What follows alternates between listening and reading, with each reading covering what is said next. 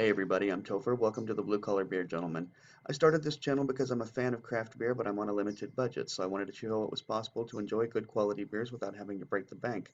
So the beers that I review on this channel usually come in roughly around the $2 price range, and such is the case with today's selection. I paid $2.49 for this 12-ounce bottle of Sweet Baby Jesus Chocolate Peanut Butter Porter from Duclaw Brewing Company. And this is actually my first experience drinking anything from Duclaw. Now, I have seen Sweet Baby Jesus, and there's even more Jesus. There's all kinds of Jesus uh, beers from this particular brewer. I've seen them on Instagram. I truly think Duclaw might be a very, very new arrival in Las Vegas. I don't think I've seen, I know I would have seen that before. Such was the case. I've seen so much of it on Instagram that I felt compelled to buy it, even without really checking to see whether the price was in my price range. And sure enough, it was. It was $2.49, so that's groovy.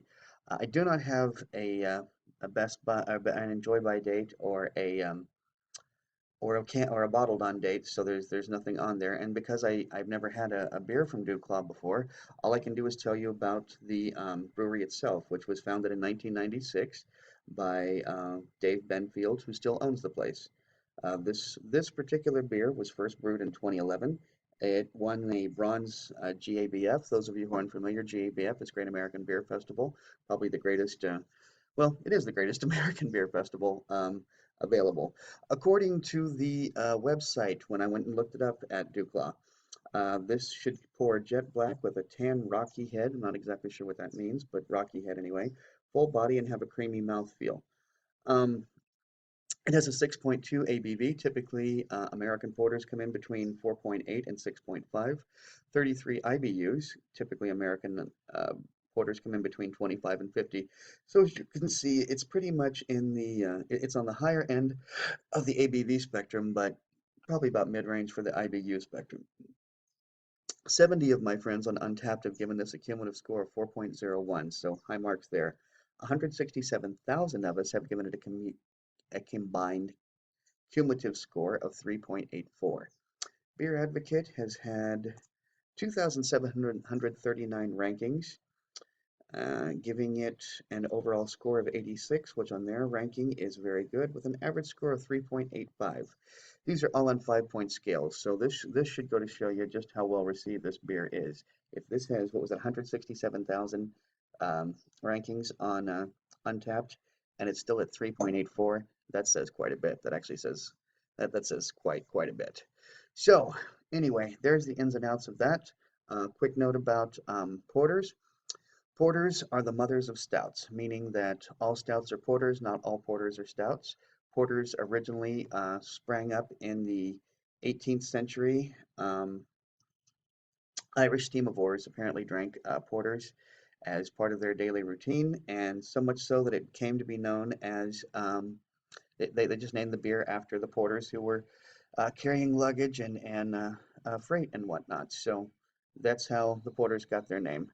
And like most American varieties of a beer, this came from England. And if you want to do the English, if you want to change it from an English porter to an American porter, almost every single time what you do is you up the hops.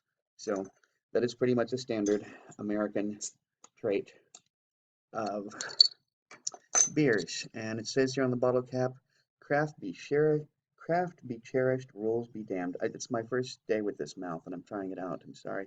Kelly, man, if you're watching, here's another bottle cap coming your way. You know, most of these beers that I have on this channel arrive in cans. I'm a big fan of cans, and maybe one day we'll actually, I think I need to do that. I need to have a video whereby I explain my fondness for cans over bottles. And I'll show you all the research and all the math that's been done.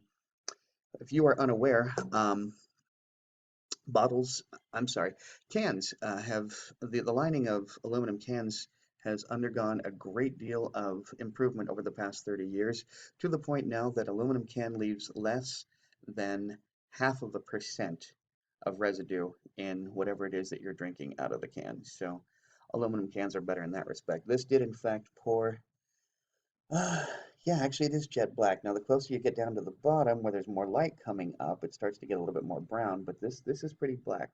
Rocky head, okay. Well, I mean, like any head, it has a fair amount of bubbles. but they don't seem to be dissipating. So I'm going to describe that in my term and is resilient. This seems to be a fairly resilient head. I haven't even done a beard wipe yet, and I can already smell the peanut butter coming off of this. So let me do a beard wipe. And I get chocolate and peanut butter, so let me stick my schnoz directly in, see what else I can come up with. Chocolate and peanut butter. That's really all I smell. I'm not smelling any kind of malt. I'm not even smelling chocolate malt. I'm smelling specifically like baker's chocolate. Um,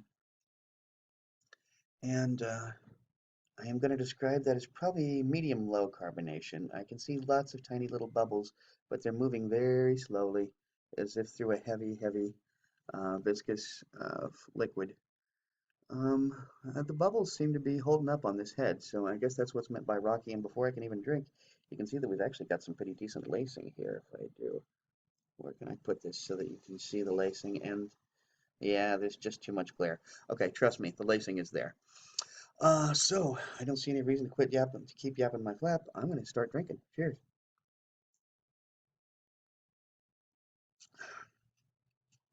Mmm, that's tasty. That is a tasty beer, gang.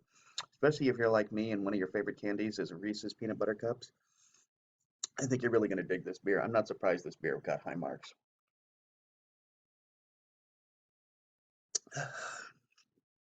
I'm going to describe that as about a medium mouthfeel. Neither medium low nor medium high. I'd say it's about normal. Not particularly spiky, but yes, there is some spikiness to it. Let's see if there we go. Now I finally got it so that there's no glare and you can see the lacing. Got some nice lacing on there.